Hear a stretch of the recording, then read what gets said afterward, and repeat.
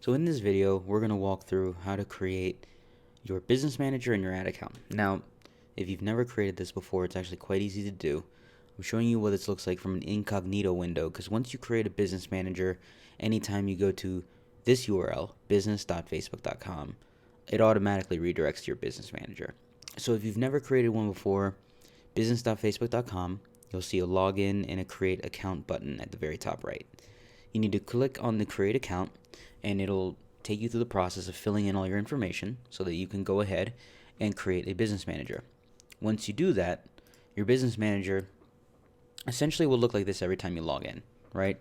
It's going to show you this home screen. It's going to show you accounts. It's going to show you pages you manage. It's going to show you a variety of things. And activity will show you where you have things going on, but most of the time you're going to click on business settings, and it's going to open up this window where essentially you could see who's associated within your business manager under people. Partners is anyone that you attach to your account. Pages is where you add your fan page, and the ad accounts is where you add your ad account. Now, most people are going to be creating a fan page for the first time. So what you have to do is click on the add button and then either create a page or add your page. You would add a page if you already have a fan page, and you would create a new page if you need to create a new page. The same thing goes along with the ad account. This is what all you need to focus on. Click on add and click on create a new ad account.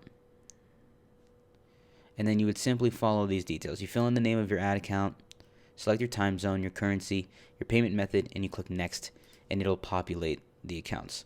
So for example, this is an account that I personally own. Once you create it, you add yourself or whomever else you want to add to the account by clicking on add people. You click on their name, you give them the permissions, and then you simply just click assign.